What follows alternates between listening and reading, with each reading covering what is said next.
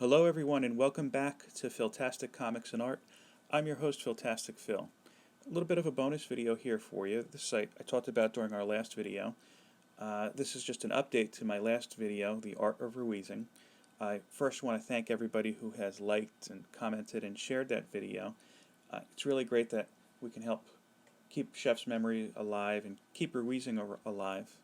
I just wanted to drop this video to show you how my wife and I mark Chef Carl's birthday. We did this last year, we did this year. I figured this year, let me share it with everyone here. As always, if you like what you see, please give me a like, share the content, and if you're not subscribed to this channel already, please consider doing so. So let's go ahead and get started. So if you were familiar with Chef Carl, whether it be through the Opie Radio podcast, the Food Network, or just his Instagram, you know that his favorite food were hot dogs. He'd have at least one or two a day, I would say, just based on what I've seen online. So every day on his birthday, both this year and last year, my wife and I have marked the occasion by making Italian hot dogs. So for those who may be outside of the New York, New Jersey area, I'm going to walk you through what an Italian hot dog is and how to prepare one. Understand that for us at least, this isn't an everyday thing. This is a once-in-a-while indulgence. I know Chef had hot dogs almost every day. We don't, but I guess that's part of Ruizing. Do what you like. So if you're unfamiliar, this is what an Italian hot dog looks like. As you can see, it really doesn't look too much like the one you might be familiar with if you don't live in our area here. An Italian hot dog consists of pizza bread, fried potatoes, fried onions, and green peppers, as well as 2 hot dogs per sandwich. In some cases, yes, you could even put in 3, but usually 2 is the standard. Up here in North Jersey, you can get Italian hot dogs really at a number of different delis. It's not really something you get at a restaurant, perhaps a pizzeria. There are also restaurants that specialize in Italian hot dogs. The first place I had an Italian hot dog, Charlie Boy's, in my hometown, it's long gone, but there are a few legendary, I guess you could say, food stops in North Jersey that have Italian hot dogs. The most memorable one, or the most notable one I could think of, I should say, is Jimmy Buff's in West Orange. Now, if you live outside of the area, you can't get pizza bread for whatever reason, Jimmy Buff's does sell his hot dog making kits, and he could ship them right out to you. I'll put a link in the details of this video. They're not sponsoring me or anything. It's just the best Italian hot dog that I know of. And if you've never had one and want to try one and can't get the components for whatever reason, that's the best way to do it. So here I have my supplies laid out. I did take a shortcut, and I know a lot of purists are probably screaming at their screens right now. I was at my Trader Joe's doing our weekly haul, and I came across in the frozen food section frozen roasted potatoes with peppers and onions. Figured, you know what, this is a shortcut, let me give it a shot. Picked that up, was at Costco, picked up a huge supply of soubrettes, which we'll probably have, I would hope, at least through the summer. We don't eat hot dogs that much, but now we have it as a backup, I guess you could say. And of course, pizza bread.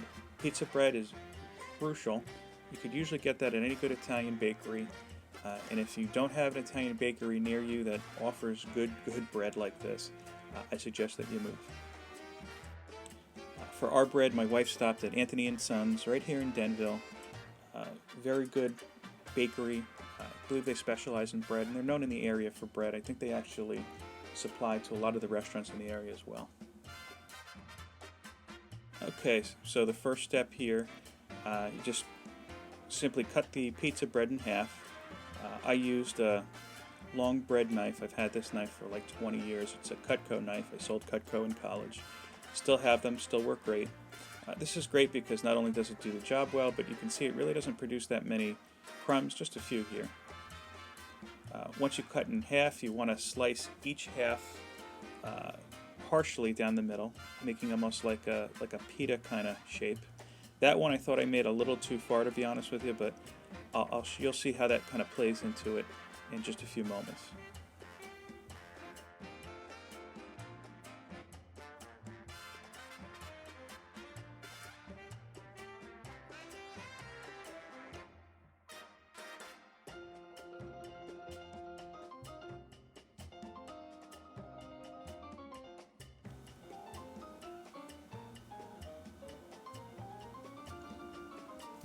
So the next step, of course, we want to put all of our veggies and the dogs on the grill. In this case, I didn't use the grill yet, so I just threw it on a hot pan.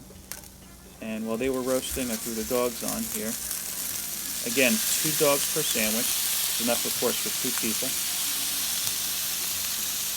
Listen to that sizzle. Sounds great. I'm getting hungry already. Maybe we'll have Italian hot dogs again tonight.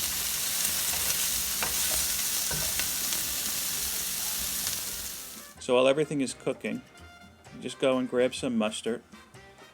I used some spicy brown mustard that we got at Trader Joe's. I think it's organic because we're fancy like that. And just shoot as much as you can right down into the bottom there. I didn't want to do too much. Didn't want it to overpower the sandwich.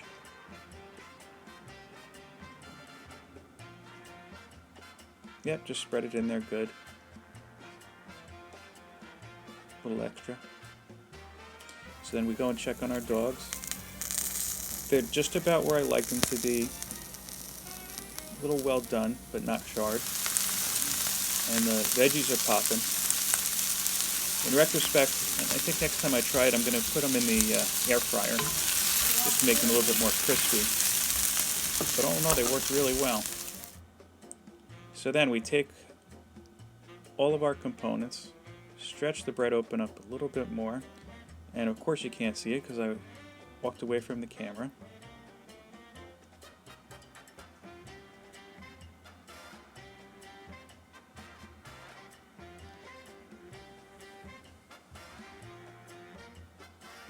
But when I come back, like magic, you see the dogs are there first.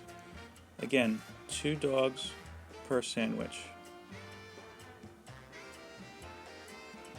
You can see a little bit of the mustard peeking out there too.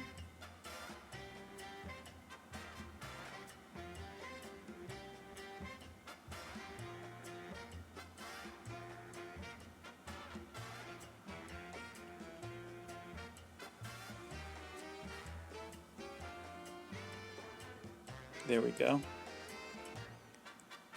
So now we're going to go back, start putting in the potatoes first. Again, the potatoes weren't quite as crispy as I wanted them to be in retrospect. They did work, and I have to say I was surprised how tasty they were, especially for a frozen food. Again, I know that some Italian hot dog purists right now are probably like, well, you messed it up, you know. But I'll tell you, it's a great shortcut. And if you can take a shortcut, why not? I should mark, and as you probably guessed this, I'm not a chef like Chef was. You just see me stuffing them down there. I know that potato doesn't look pretty, but it sure was tasty, as was the sandwich.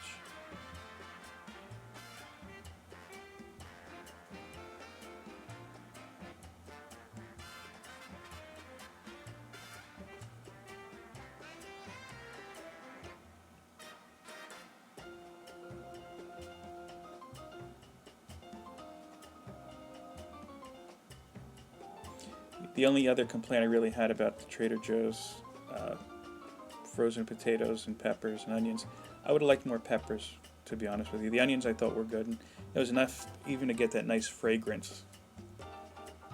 So let's see how the final products came out. I had some extra potatoes, so I used it a little bit as a garnish for effect. This one, I guess, is the extreme close-up, so we'll take another shot here. There you go. And I could tell you it certainly was delicious, and it certainly was filling.